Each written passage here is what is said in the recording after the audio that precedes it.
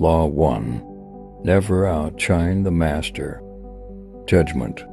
Always make those above you feel comfortably superior in your desire to please and impress them. Do not go too far in displaying your talents, or you might accomplish the opposite, inspire fear and insecurity. Make your masters appear more brilliant than they are, and you will attain the heights of power. Transgression of the law. Nicolas Fouquet, Louis XIV's finance minister in the first years of his reign, was a generous man who loved lavish parties, pretty women, and poetry. He also loved money, for he led an extravagant lifestyle. Fouquet was clever and very much indispensable to the king. So when the prime minister Jules Mazarin died in 1661, the finance minister expected to be named the successor. Instead, the king decided to abolish the position. This and other signs made Fouquet suspect that he was falling out of favor, and so he decided to ingratiate himself with the king by staging the most spectacular party the world had ever seen. The party's ostensible purpose would be to commemorate the completion of Fouquet's chateau, Vaux-le-Vicomte, but its real function was to pay tribute to the king, the guest of honor, the most brilliant nobility of Europe, and some of the greatest minds of the time. La Fontaine, La Rochefoucauld, Madame de Sévigné attended the party. Molière wrote a play for the occasion, in which he himself was to perform at the evening's conclusion. The party began with a lavish 7-course dinner featuring foods from the Orient never before tasted in France, as well as new dishes created especially for the night. The meal was accompanied by music commissioned by Fouquet to honor the king. After dinner, there was a promenade through the chateau's gardens. The grounds and fountains of Vaux-le-Vicomte were to be the inspiration for Versailles. Fouquet personally accompanied the young king through the geometrically aligned arrangements of shrubbery and flower beds. Arriving at the garden's canals, they witnessed a fireworks display, which was followed by the performance of Molière's play. The party ran well into the night, and everyone agreed it was the most amazing affair they had ever attended.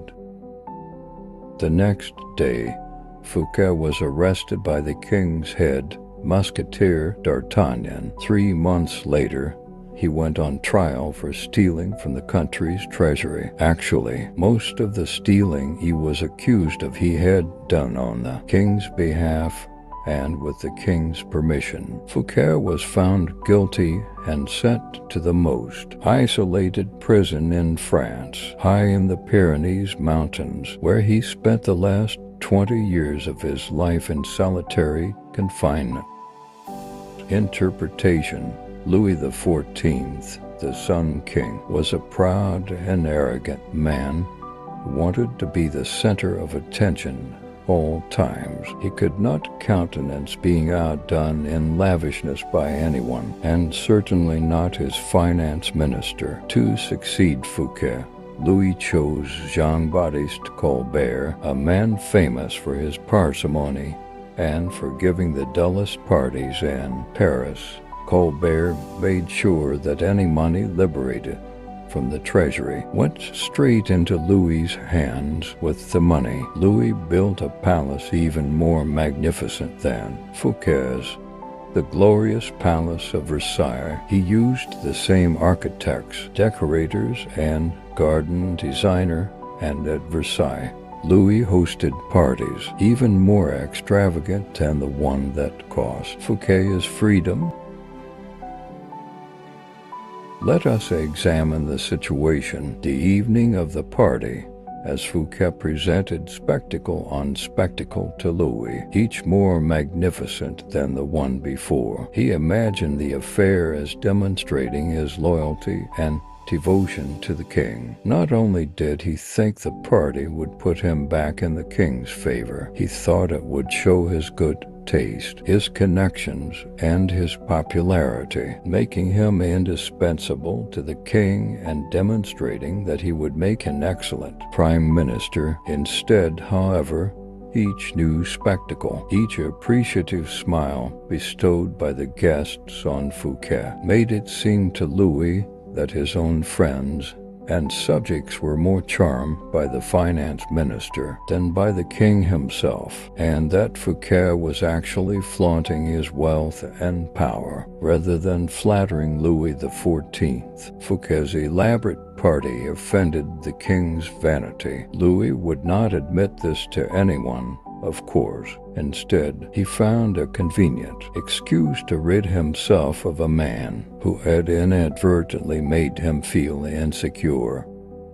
Such is the fate, in some form or other, of all those who unbalance the master's sense of self, poke holes in his vanity, or make him doubt his preeminence.